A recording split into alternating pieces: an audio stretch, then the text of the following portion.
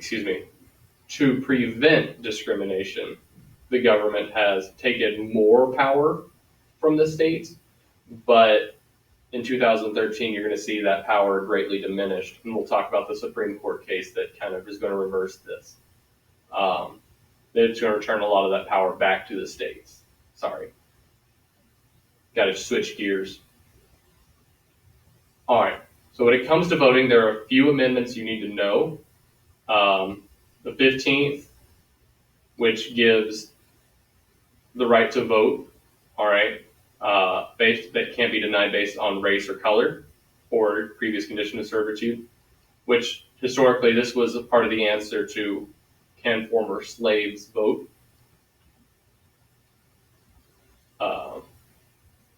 The 17th Amendment is what gives direct election of senators. So previously, senators were elected by state legislatures, not by the general population. And the 17th Amendment changes that. And finally, you're going to have the 19th Amendment, which is going to give women the right to vote. So your right to vote can't be denied based on sex. And then 24th, this is kind of the removal of things like the poll tax. So fun times there. I believe, I'm trying to think. Okay, it's in here. Good, didn't have to recall it from the top of my head. And the 26th Amendment is what makes it legal for 18-year-olds to vote. I hate this. I can move this. There we go. Put it up there. There we go. So, a lot of amendments there. 15, 17, 19, 24, and 26 all have to do with voting rights. For some reason, I thought I forgot to include 26, so I'm glad I didn't. All right.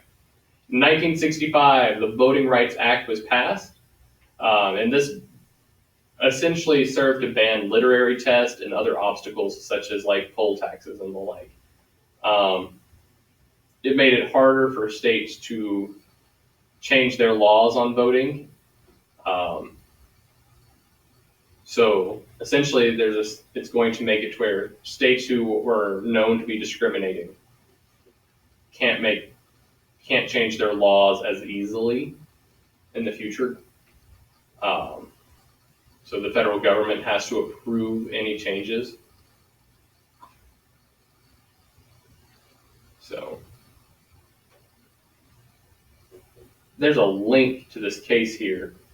That law, the Voting Rights Act, it holds up until 2013 when the state of Georgia decides to sue the federal government saying we're not discriminating anymore, therefore this law discriminates against us and is unconstitutional. The lower courts disagreed with the state, but they were eventually able to get their case before the Supreme Court. And the Supreme Court is essentially going to say that Section 5 and Section 4B are unconstitutional. Essentially saying in 4B, it just lays out that anyone that had like poll taxes in place before November 1st, 1964 were subject to Section 5, which required these areas to have any changes they wanted made approved by the federal government. And they had to prove that it wouldn't have any kind of negative effect on voter turnout or any form of discrimination. The Supreme Court essentially ruled that statute was over 40 years old and was no longer current. Ruth Bader Ginsburg made her interesting analogy that the reason that there is no discrimination is because we have the Voting Rights Act. I think she described it as like an umbrella. She said doing this is like you're being out in the rain with an umbrella and deciding to throw away your umbrella because you're no longer getting wet. Which we'll see. It was a 5-4 decision, so it was incredibly close.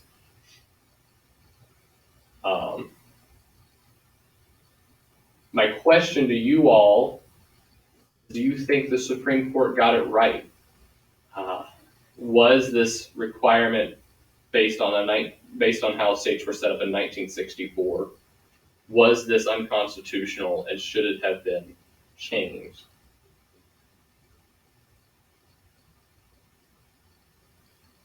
We'll see as how we get up. Very clearly see that after the restriction was removed, they sort of just resumed discriminating in their voting laws. It was definitely warranted. Yeah, there was a drastic decrease in voter turnout in these states, with removals of many people from the voter registry, and increases to like voter ID laws, strengthening those.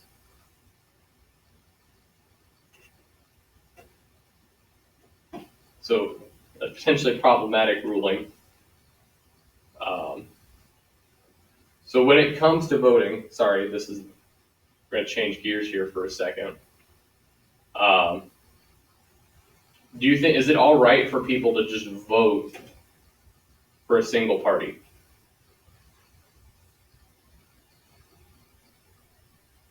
Even if they don't know anything about everyone, just voting for the party that they align with. There's some common voting habits in the United States.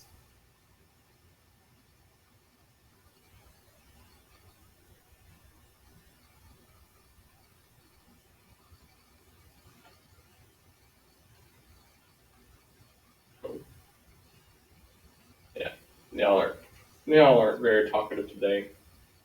We'll move past it. It is a complicated question. Because on one hand, I could sort of see, like, you understand the party more so than every candidate. It's difficult to understand each candidate on the ballot, but at the same time, it also places more power in the party leadership and selecting who runs. Definitely.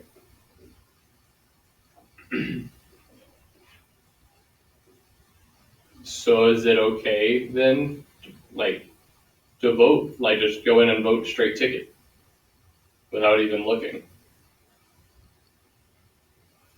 I would say it's okay because you probably have at least a basic understanding of the party. It would probably be better if you researched the individual candidates, especially because I think more people should be involved in the primary process.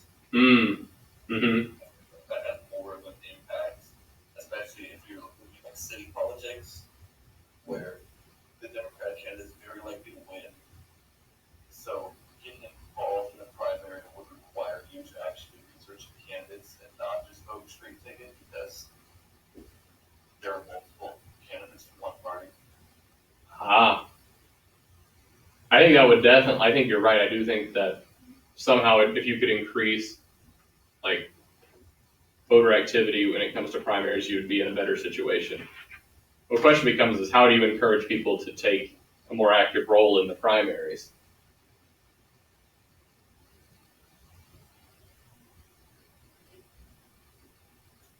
Yeah, that is a good question. So actually I have a slide about that, ask a very similar question at the very end of that. So we will revisit this. So be thinking of some ideas. Do be thinking of some ideas because we will come back to that. So I want to take a minute, look at voter turnout. We were talking in the beginning about whether or not individuals have more or less influence. And I think it was Lai who said, people feel like they don't have much of a say, so they don't vote. I think it was Lai that said that. And that very much relates to the ideas of political efficacy, just simply meaning that, like, how much do people believe that what they say or do impacts politics? So if you have high political efficacy, you believe that you can make a difference. So maybe people who are involved in grassroots movements. But if you don't, then you're likely someone who doesn't believe that their vote has much of a say in what's actually happening. Again, those are kind of looking at some extreme ends there, but I think for the sake of explaining it, that works better. There are different kinds of ways that people approach voting. The first one I want to look at is rational choice. These are essentially some vocab words. So if you were following in like my note sheet, this is a good place to put some of these words. Rational choice voting is what like Terry was mentioning before, is like when someone voting examines an issues and candidates and looks at each one to decide which one has the greatest benefit to the voter.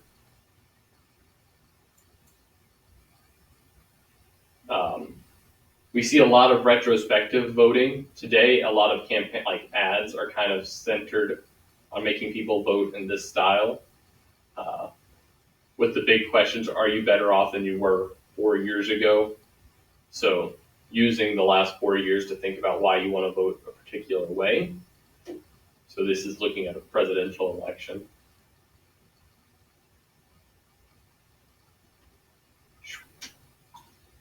Prospective voting is exactly the opposite of previous. So this is people who are looking forward, looking at like what changes are being promised, and looking at issues where they can see change. So what are the possibilities when electing a candidate, rather than looking back to see how it's been the last 4 years. Another thing that Terry and I were talking about, we have party line voting. So this is people who identify with one or the other party for whatever reason, and without looking at the candidates or what they've done, just vote for every member running for that particular party. So voting for a party, not really candidates.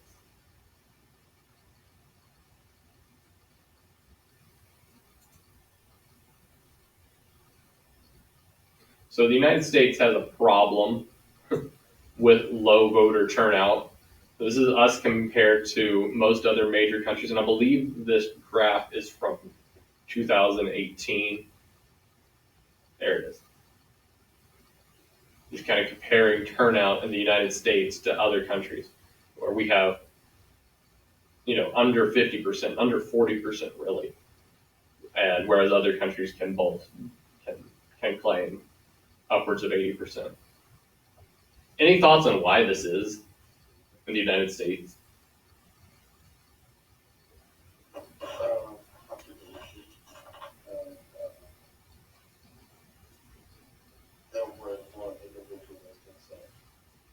As a nation, so we don't really see voting and working together as an opportunity to make the nation better, or I think we value ourselves way more than we value community. Interesting take. Anyone have other thoughts on this? I think there are a lot of factors. I think the road to individuals and brain cancer that I mentioned is definitely a contributing factor. Definitely. But we also really don't want people to vote, and so through voter suppression, not having the voting day be a national holiday makes it directly harder for people to vote.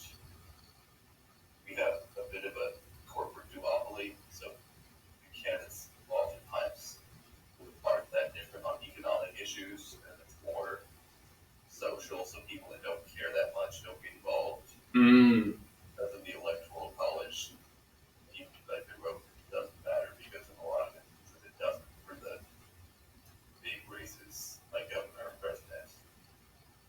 I hear you. Seems like you and Lai are kind of on the same page. What do y'all think about like just sheer population being a factor? I don't know. I mean, it's speculative, but Because you're looking at percentages, so the overall number doesn't really matter. I hear you. So yeah, United States. It's an interesting point you made about United States not wanting people to vote about why would there be a push from corporations and the like to not want people to vote? Because the people that currently vote are much more conservative leaning. Mm-hmm. Makes it easier for corporations to do things. Mm-hmm.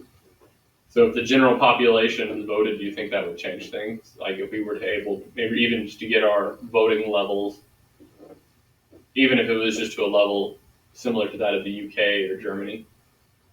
Yes. Interesting.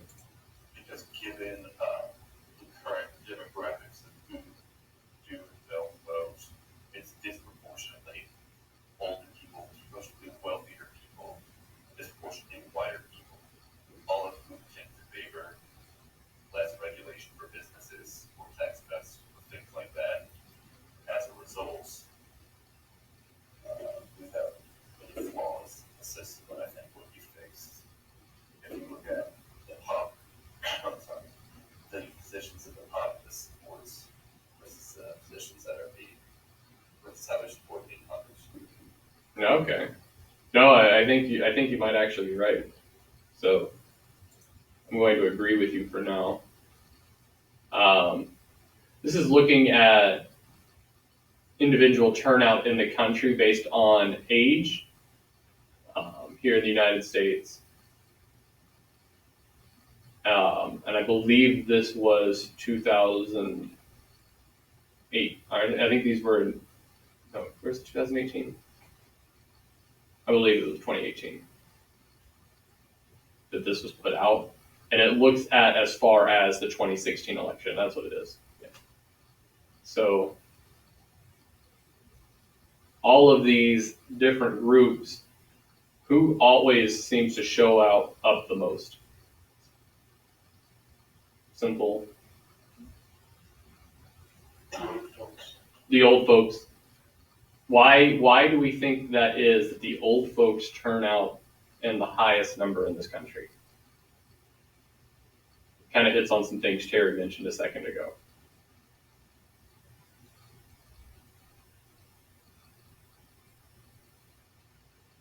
Why are there more old people voting than young people voting?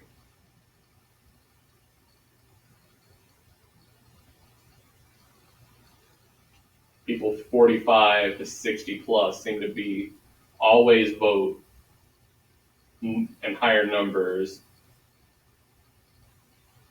than the younger population. Like if they were in the 20s, What do you mean? Like if they were in their 20s?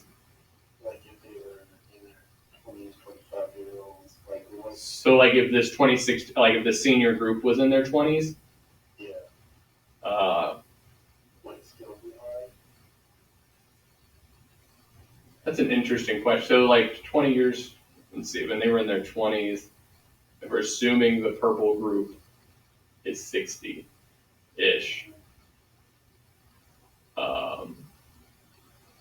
So 16, 06, 96, 86. They would probably be in their 20s in like the late 50s, early 60s. That one was going on, Vietnam, Korea. that could have been a reason to like that. I don't know.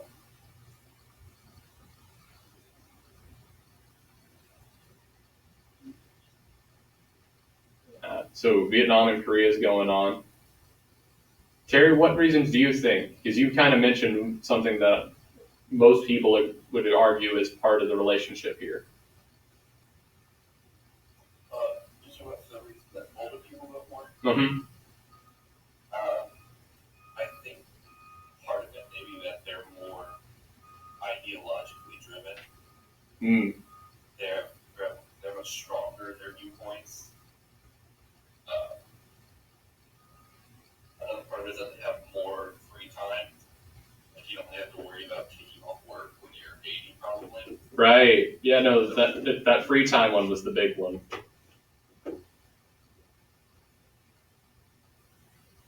So you mentioned a minute ago having like not having election day being a national holiday. And most of these people are either retired or in a position where they can take work off. And people in this blue and red group are, high school, college, working multiple jobs, and they're not able to get off. There are people working on election day more often than not, which is something that we often point as a reason. Now, I'd be interested to see if this changed if we were to make like election day a national holiday, but I don't know that we'll be able to truly predict that until after that's happened. Like, look to see what effect it would really have.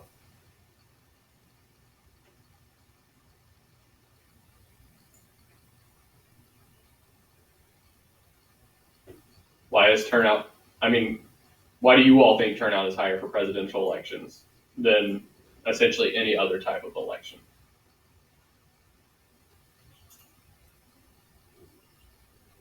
They're high profile.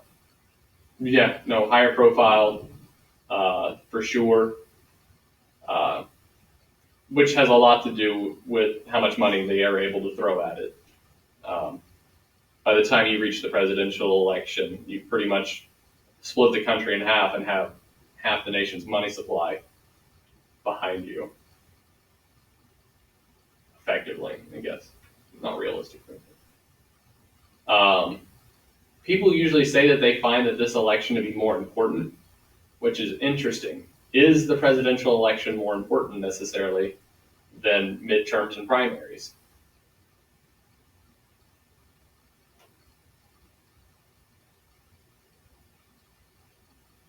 I think it's hard to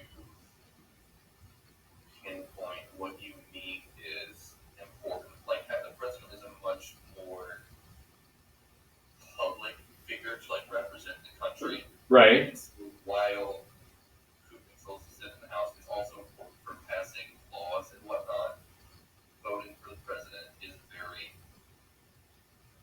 I don't want to say symbolic, because that makes it sound like it isn't a powerful position, but it does have a lot of, I think, symbol for people under whom the president is. I hear you.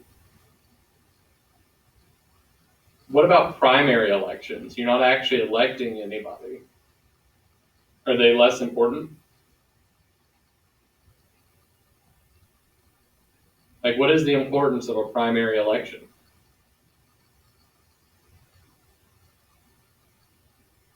The election before the election.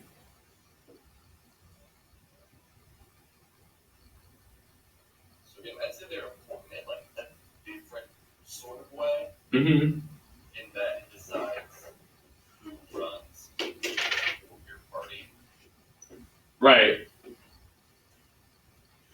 They're where the party's position on things is, really going to be determined Yeah. in the presidential election. And potentially even at the midterm level for like the House and the Senate. Can set the tone. A lot of people usually point out that presidential elections are every 4 years, so people don't have to be faced with the issue of having to always pay attention. The idea that they can kind of tune out and just tune in once every 4 years, which is kind of plays into that Americans kind of have low turnout anyway, so like just trying to activate them all every 4 years. So there's a lot of causes for low participation that the numbers kind of identify. Registration requirements, so people have to like register weeks in advance before an election in most states. Elections are held in the middle of the week, and like Terry said before, it's not a national holiday. There's nothing that really happens to you directly if you don't vote. So there's no negative effects for not voting. we call this election burnout. People get tired of always voting. And so the more elections there are, the less turnout you will see. So part of why people put a lot more importance on the president is it's only every 4 years. And the general public tends to have feelings of low political efficacy. People in general don't feel like their voices matter or that their votes really count. So therefore they just don't vote at all, which as a result makes maybe people of the same similar persuasion. It does make their voice less heard because they're not voting. It's kind of a negative feedback loop there. Weakening political parties, the parties are becoming more and more fractured. Under the two-party system, you have multiple ideas vying to kind of control the party. And so people don't really feel very connected to any one given party. You also wind up with presidential candidates, maybe not so much in this last election, but in other elections, being very similar between Republicans and Democrats. Like Terry was mentioning, when it comes to economics, a lot of the times they're very, very similar. And so people don't really care. So curious, what thoughts do you have that could improve voter turnout?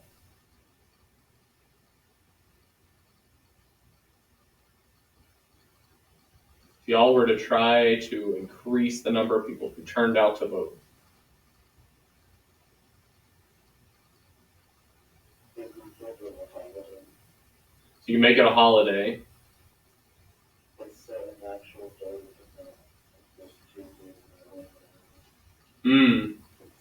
Set an actual date to it. What else? That would be in November when it's like cold, 45% of the country at that point would help too. Okay, so maybe try and hold elections in warmer months. Heck of an idea. What, early?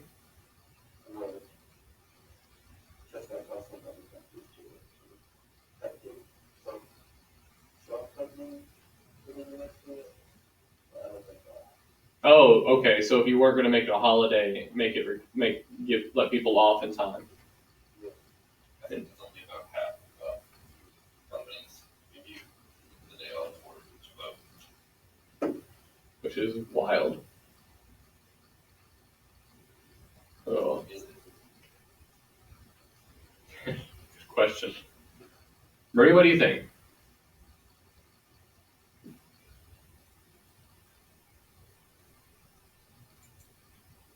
I know you're typing. Yeah, Naomi, what do y'all think? What are some ways you might get more people to vote?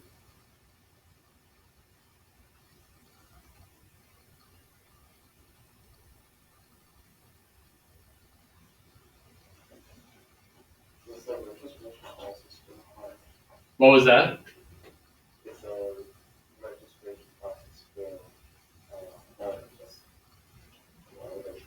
So I wouldn't say it's hard. I would say it can be confusing. People don't always know if they're registered or not.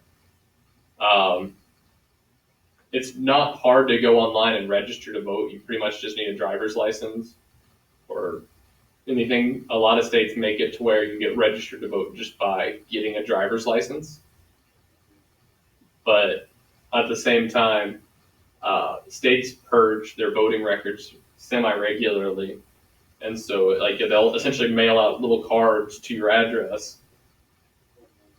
And if it gets returned, then they assume that you no longer live there, and they can remove you from the registry.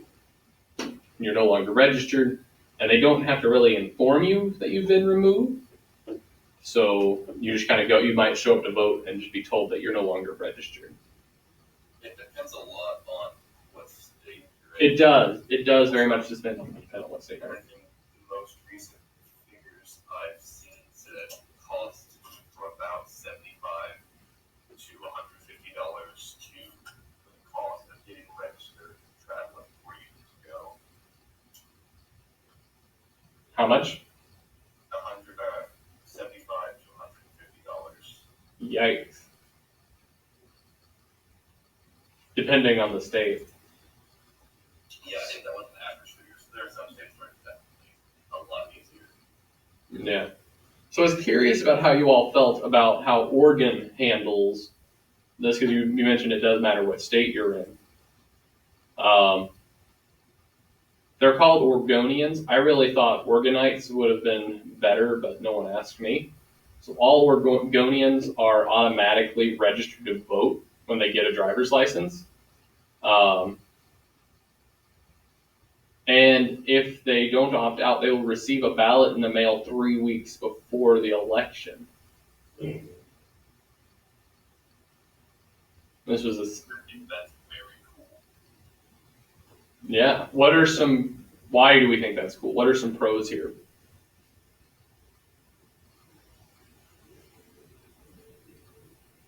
Why do you think it's cool, Terry? More people vote. I mean, it doesn't really go far enough in my opinion because it still relies on having a driver's license. True. You go into the problem of groups that don't drive as much. Mm-hmm. But anyway, I think it's a good first step in getting things in order. Yeah, what do you think about the part about people getting mail-in ballots 3 weeks before an election if they don't opt out? I think that's pretty cool. Like, unless you essentially indicate that you're going to vote in person, you will have a ballot mailed to you. What are some, if you were going to be on the opposing side, what are some cons to this? It lets more people vote. It does let more people vote. What kind of wording do we sometimes see when that is the argument that they want to make? Proportion? What do you mean? More people voting, which means you have to compare it to a high number.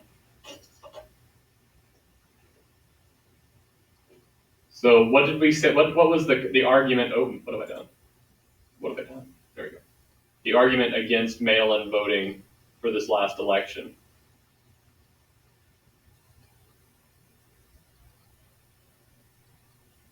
What was the fear from Republicans that they advertised?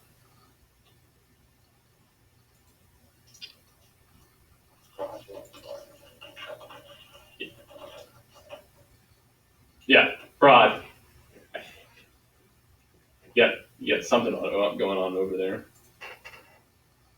So here's a cool number. After they did that, from 2014 to 2018, they saw 43 to 63% increase in voter turnout. So my question to you all is, do you think this would be a good first step for like states across the nation?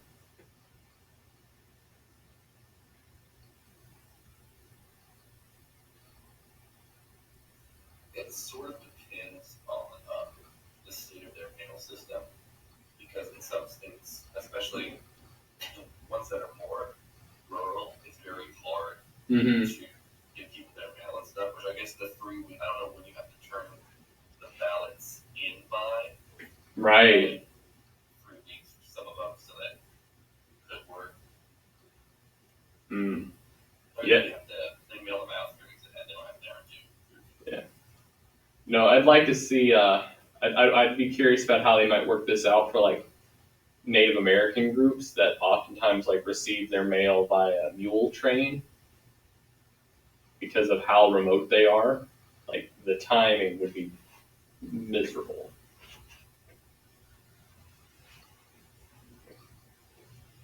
Just a thought. The thoughts that run around in my head. Oh, what have I done? Oh, yeah. If you want to learn more about Oregon's law on this and some voting laws, that's a link. And I just made a mistake of clicking on it. There we go. So usually the watered down version of that Oregon law is what we call a motor voter law. So when you get your license, they ask if you want to register to vote, and essentially you literally check a box to get your driver's license, and bam, you're registered to vote. Problem is some people don't even realize that they've been registered to vote, and you have people at DMVs will just check the box for everyone, and then no one really realizes if they're registered or not. It does increase the number of people registered, but we did not see any real tangible increases in turnout with such laws. So I guess it's good that you have more people registered, but because it's almost so simple, people don't even realize it. They don't remember, they don't know. It's been years since they've gotten their license, and they just don't know or don't remember. So there's no buy-in from the person, or at least that is the generally accepted spot on why this did not work as well as we thought it would. The other thing that oftentimes impacts voting is voter ID laws, which can be rather controversial. So this goes back to these laws being controlled by the states. So these are going to be different in every state. But in general, states require you have a valid photo ID in order to vote. This is so that, hypothetically, to cut down on things like fraud or people voting illegally, even though the numbers for people who vote fraudulently is very, very low. However, people who support ID laws say it's because there are ID laws. So we kind of wind up in circular arguments there. A lot of people claim that such laws suppress turnout because not everyone necessarily has an ID or is willing to show their ID. And this has a lot more impact at places like where people don't necessarily have a driver's license. So a lot of people in like states like New York or in major cities, a lot of times they don't have a driver's license. Native Americans more often than not do not have a state ID just because of their disconnect from the states that they live in. They oftentimes don't even have an address, so making it impossible to get an ID to begin with. So, two sides of an argument here. So what laws exist in our state? We are pretty average when it comes to this. Let's see. All right, can you all see my new tab?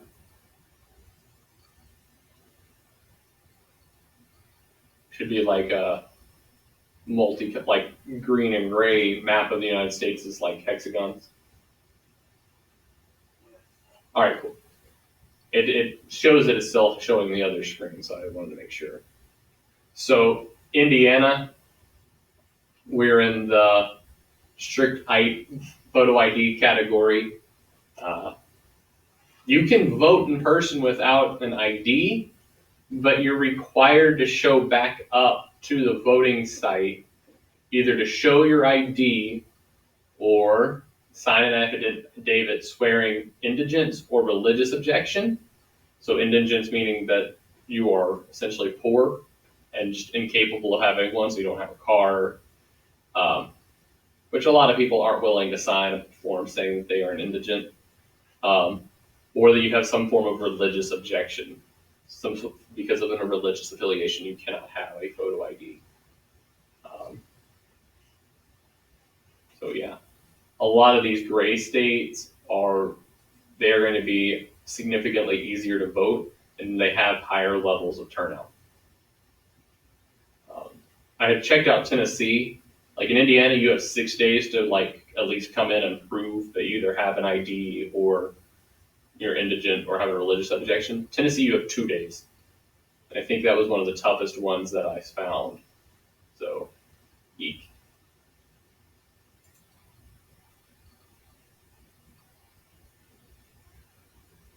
All right. It's essentially the same map. What do you notice about what kind of trends do you see in this map? Where do the states with the strictest laws in general?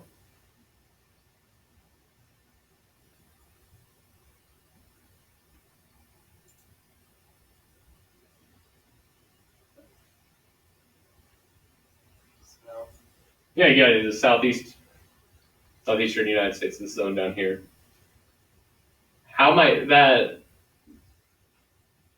if you were to take that with what we were talking about with the Voting Rights Act at the very beginning of this,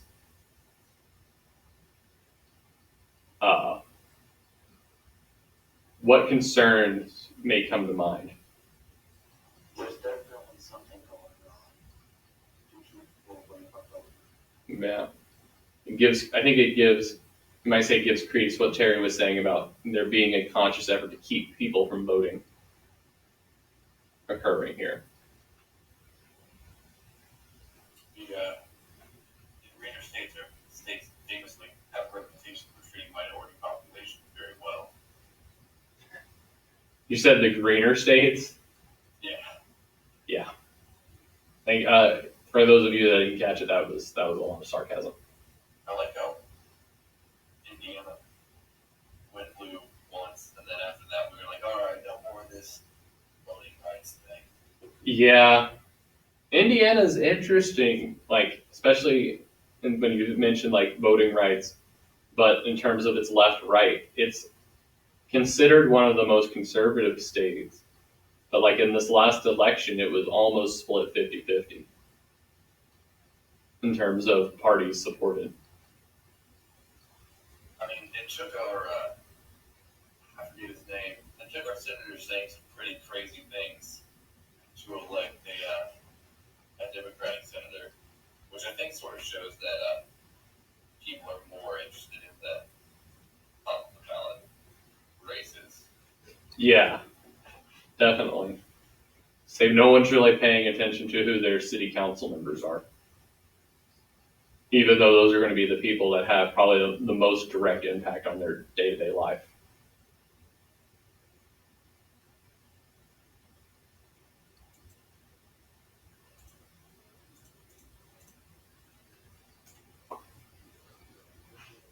All right, so another graph to look at and think about.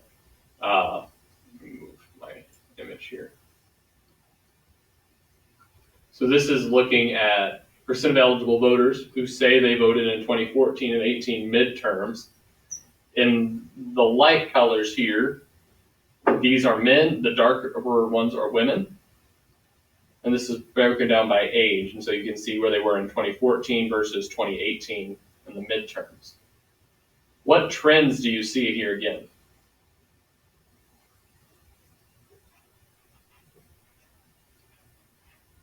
What are some trends that you can spot?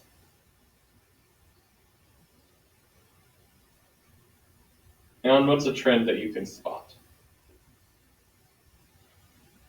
I'll open up the chat box.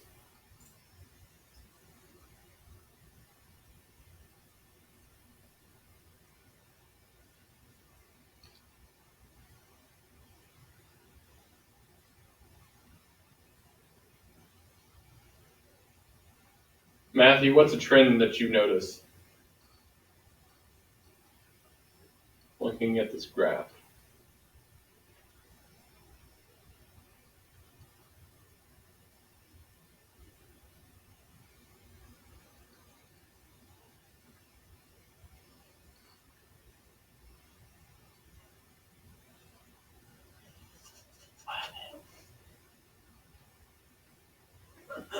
Lai, are you seeing do you see a trend? Women and vote more. Until we reach 65. Yeah, until you reach 65 and over. There's no higher turnout of women. Yeah, higher turnout of women. What's another trend you might see?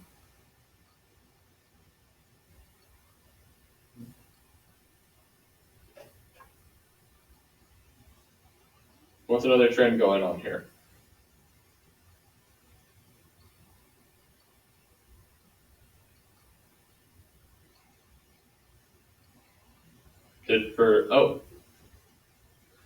So the end says more people vote as they get older. Definitely, that's a good one.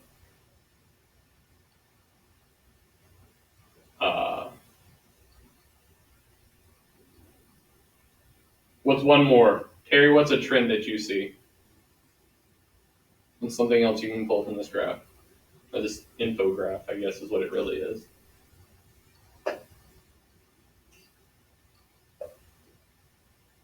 rate at which younger people vote increased more than the rate at which older people vote. Ooh. So the rate at which younger people voted increased more so than the rate of elders voting. It's a really good one. And what about trends in just general participation?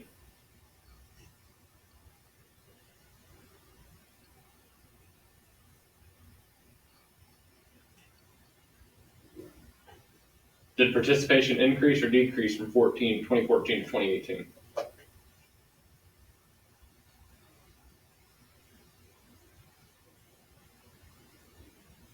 Increased. Yeah, it increased a lot. Yeah. Things to think about. All right. So, voter choice, people's party identification is definitely the most accurate way to determine how people will vote. If they have a party that they align with, you can usually know how they're going to vote in an election. Personal ideology, with like what Terry said, which is usually stronger amongst your senior, your older Americans, which has a lot to do with when they were young, like what Lai was saying. So like he asked when they were in their 20s, what was going on? The answer was, into Korea and Vietnam. World War II was still a fresh memory. Cold War. So conservatives more likely to vote Republican, liberals more likely to vote Democrats when it comes to ideals. Next, we have candidate characteristics. So people like to vote for people that they see as trustworthy or responsible. And then, interesting, the lowest thing on this list is like the individual political issues. So, like where candidates fall on issues. Why do you think that is? Like we're quicker to vote just based on party or general ideals, and then our perception of a candidate before we are on the candidate's actual stance on a handful of issues. Why is this the case? Why do we think this might be the case? I don't have a real answer for you. I'm just asking for your speculation here. Why is this the case?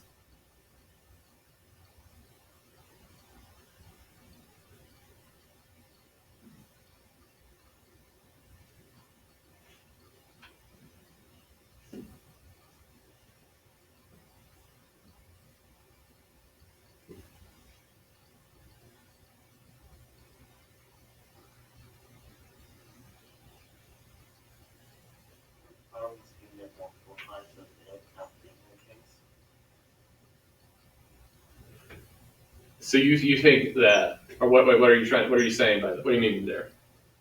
I guess sometimes the media can portray someone as not trustworthy, or responsible. Ooh. So with that, we would like someone that's the opposite, trustworthy, responsible. That's like what Trump is shown, I thought. Mm-hmm. And going away on his whatever hotel during an important, like when he had to sign an important paper. Right. So the media has a big role here in affecting like that third level.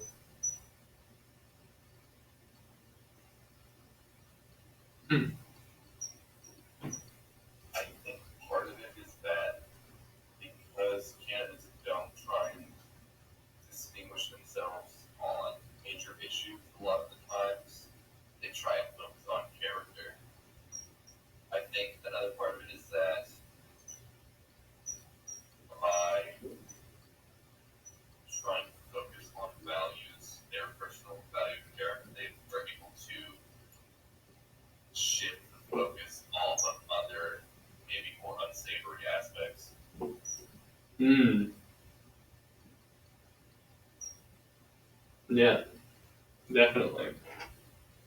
That's definitely could be a tactic. Those are all good points. Anyone else have some thoughts on why these three might be more widely looked at? I think that Lie and Terry really kind of hit it pretty good, though.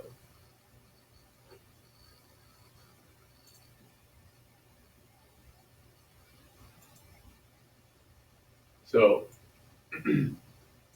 just in some general facts, and we looked at this last semester, um, the demographic trends of both parties. Um, there you have it. Democrats do tend to be younger, with a higher education levels, whereas Republicans do tend to be like we've kind of talked about before. They're rural, they have higher incomes, and they're usually older. This age thing. Why is this age thing important to look at when we're thinking about some of those infographic charts we looked at earlier?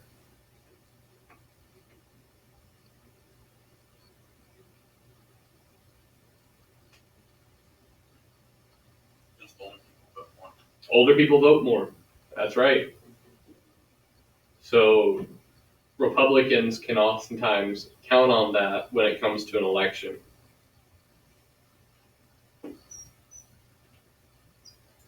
All right. Got some review questions here. Make sure you can answer these. See, it's 9:50. Get out of here like 20 minutes. We can finish this up tomorrow. I was going to give you all a small quiz tomorrow. So we'll finish this tomorrow. We'll take that small quiz. It should only be about 8 or 9 questions. And I'm going to try and move through these linkage institutions as we go, so we can get into some comparative politics. I think y'all are kind of more looking forward to things in the comparative realm of this